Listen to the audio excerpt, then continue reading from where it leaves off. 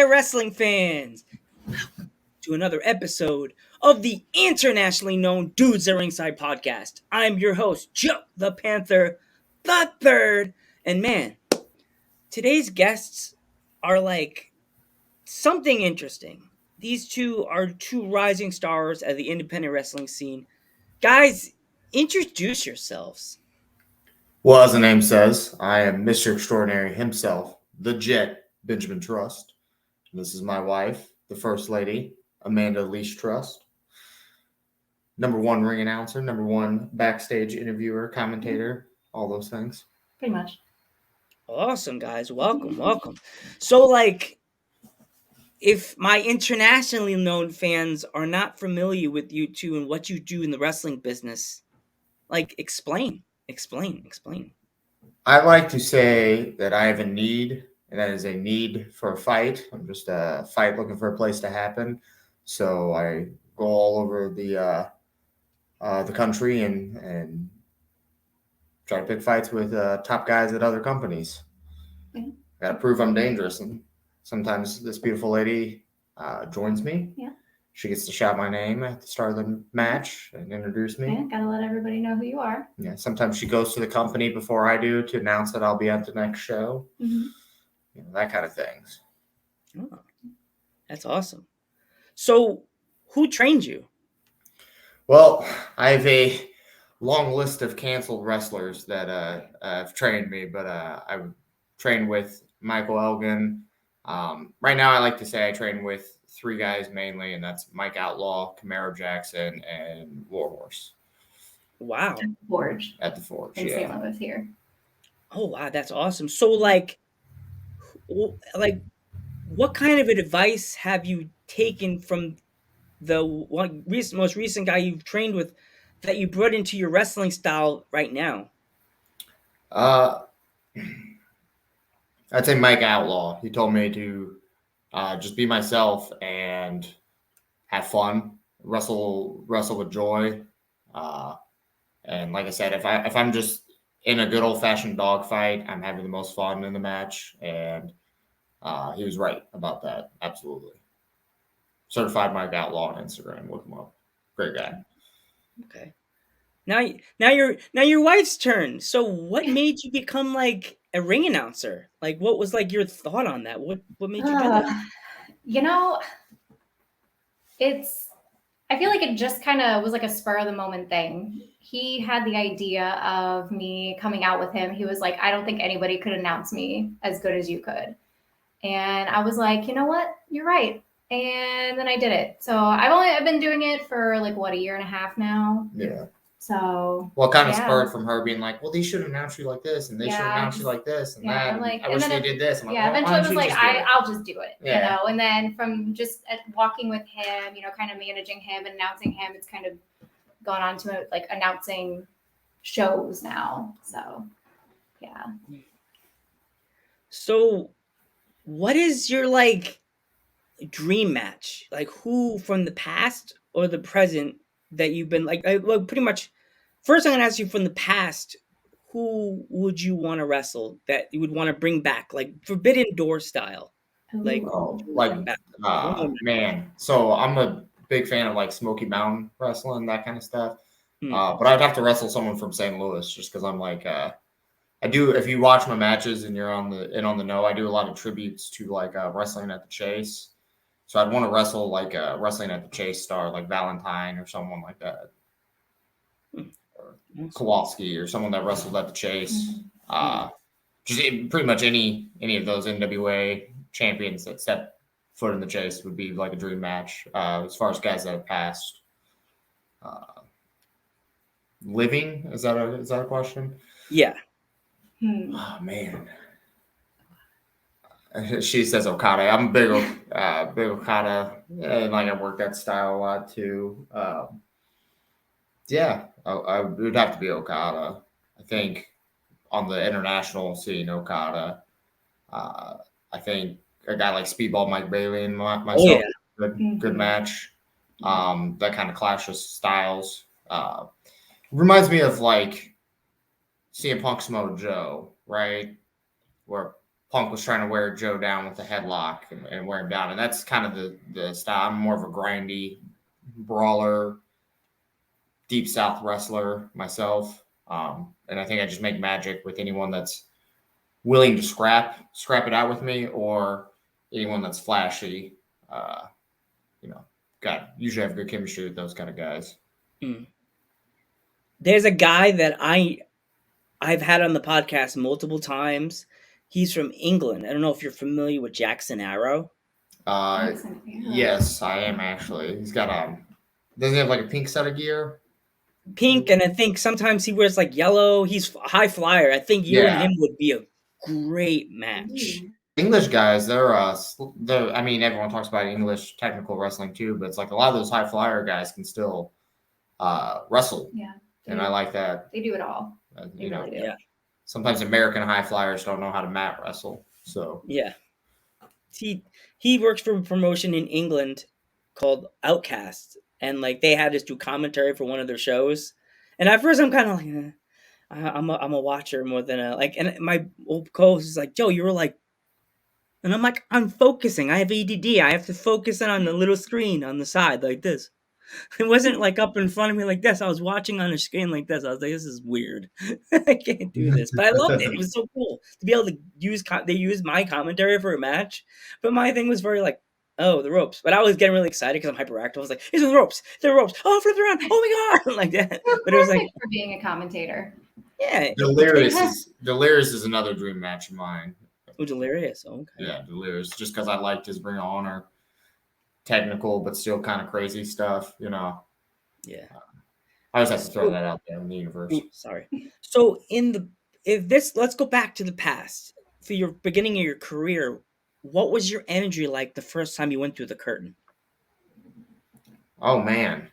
Well, she was actually there. Yeah, I was at his first ever show. Not like, I was just in the crowd watching nervously. IWA Mid-South, Ian Rodden. I don't know if you were familiar with IWA Mid-South.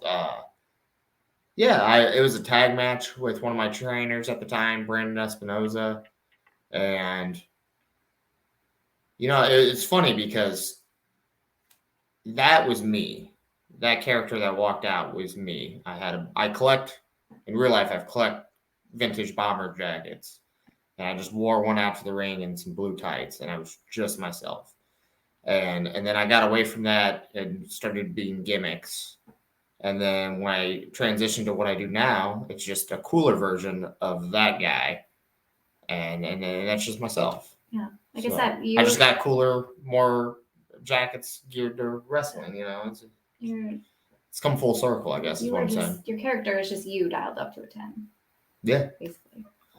That's who you are. Yeah, it works out better when I'm just myself, Yeah. So I am just looking for a athletic competition and just to be myself, So what is it like for you to like the week of a wrestling show? What is like your week like? Well, I train very hard. Obviously, I want to do like a men's physique show at some point. I don't know if you guys follow me on Instagram, Benjamin_Trust. Gotta plug that every chance I get. But I do like a very intense bodybuilding routine, and I try not to disrupt it too much with wrestling training or the week of a show. But I will, how do I say this? I will dial down. You don't go as hard. Yeah, the day before. So like if I have a show on a Saturday, I'll take Friday off, and then my Thursday will be kind of like a deload day because I know Saturday is going to be rough on my body. That's just an example. Sometimes I wrestle Friday and Saturday or Saturday and Sunday, and then I will like do a quick, 30-minute workout on Saturday morning or something like that. And then there's other prep things that go into it, like tanning, or I'll do a little extra cardio, that kind of thing. A lot of it's diet too. He eats a lot. I don't know. How much chicken do I make for you each week? 10 pounds a week. I cook at least 10 pounds of chicken for this man a week. Wow. So, yes, a lot of it is diet. So I gotta make nothing on it, just plain chicken, not fried, just regular stuff. No fried. Usually it's baked or, cook a big batch in the crock pot. And then there's like different things I can do with. I've learned how to do a lot with just chicken breast because it's easy to just make it bland and dry and stuff. So I've had to like do a lot of experimenting to make chicken taste good because we eat so dang much. But she does a great job too. And wrestling's different than bodybuilding. A lot of times those guys, like, you still want to look lean and cut and ripped and like ready to fight somebody. But a lot of times, like, when those bodybuilders get on stage, they're super dehydrated. Well, if you're dehydrated, you're not going to perform and fight as well. So it's like, I still got to look cut and ready for battle, but I still got to be hydrated and ready to go. So I'll do things like, I'm against like people that like cut carbs or cut protein or cut fats completely, but I'll cut like sodium. So I'm not retaining any extra water the day of, like, a couple days before a show. That's something I'll do. You just drink water. Yeah. I've never met someone that drinks as much water as he does. Yeah. I try to drink as much water as I can, but then if I'm eating like a hot dog or like eating a hamburger, I'm like, fine, I'll drink a Coke. But other than that, I got my parents to cut a lot of the Sprites and the sodas out of their meal. And they're like, they did it. I was like, oh, okay, cool. So, do you have any fun stories from the road that you want to share with today with the audience? Man. Let me think. I got one. This was Make sure it doesn't get you in trouble. Nothing. No. Nothing get me in trouble. I got one that when I first started wrestling, this guy, and this is like before every indie show had like a former WWE guy on it or whatnot. I think it was Rich Swann and some Spirit Squad guys. This guy sent me a flyer and was like, hey, do you want to drive to the show with me? And I was like, yeah. Because the flyer had the NASCAR symbol on it. And it had like, I think it was Rich Swann. Do you remember this? No. It was when we were living at Jake's. Like some Spirit Squad guys on it. I don't know. But I thought like, oh man, it was like in Kentucky or Indiana or somewhere. Maybe it was Indiana. Daytona 500. I don't know, something like that. There's some NASCAR event going on. And like the way the guy, when he was messaging me, made it sound was like the ring was going to be right next to or right in the center of the track or something. You know what I mean? Like, it's like, oh man, there's going to be thousands of people there watching the show and you can get and wrestle in front of thousands of people. It's going to be awesome. And I'm like, okay, sounds great.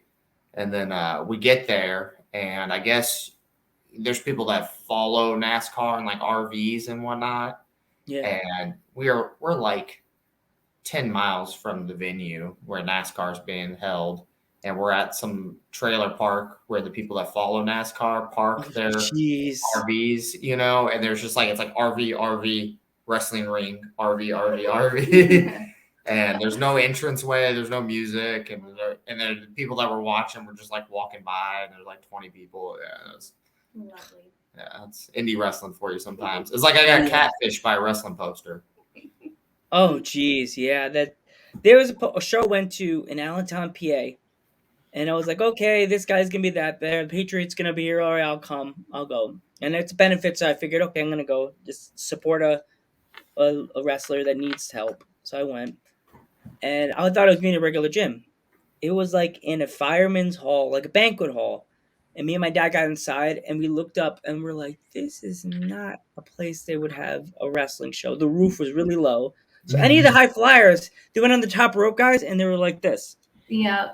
And they did like a side plant. And I'm like, and the ring had to be lowered. So I was in the front row, no barricade in front of me. I said to my dad, I swear, if this fat cat falls on me, just remember where I died. And he literally rolled out of the ring and plopped on the ground. And literally, like, in the Warner Brothers cartoons, when the fat guy falls, big guy's coming, the floor's going boom, boom, boom. Like what he just did. Yeah. Benjamin. Yeah. He literally fell out of the ring, and I was like, I looked at my dad, looked at Papa Panther, I was like, so this is where I'm going to die. Okay. My last question for you two. If there is any male or female that wanted to get in the wrestling business either as ring announcer or professional wrestlers, what kind of advice would you two have for them?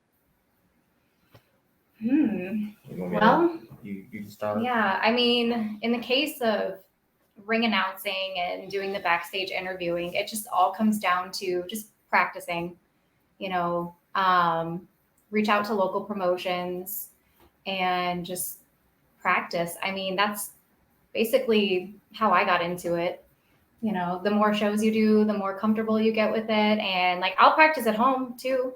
Like, I'm really not that loud of a person by nature. And I've had to learn to, like, you know, really throw my voice more, just talk with confidence and all that. So I think for ring announcing, that's really all it is.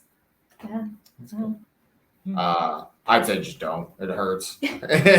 Unless you really are passionate about it, it hurts. There's a lot of no's you're going to hear.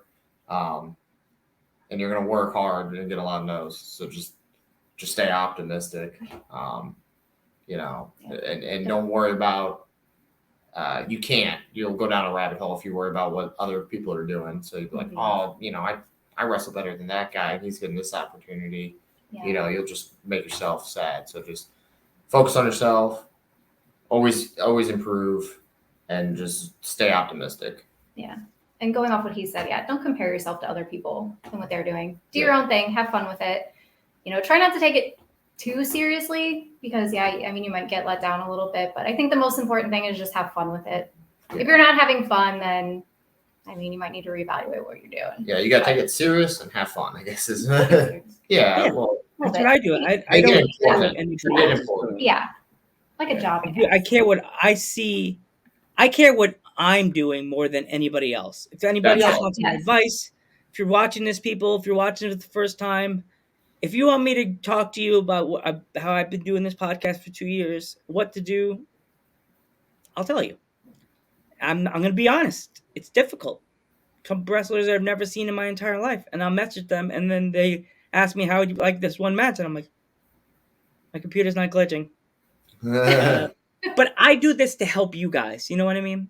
But yeah, I appreciate it. Hopefully, some people. I would like to thank you too, from the bottom of my heart. Thank you so much for coming on the podcast. I'm Joe Panther III. Oh, I'm Mr. Extraordinary himself, Benjamin Trust, the Jet. This is Amanda Elise Trust. She can introduce herself. I am the First Lady, Amanda Elise Trust. And we will catch you in the next one. Good night, everybody.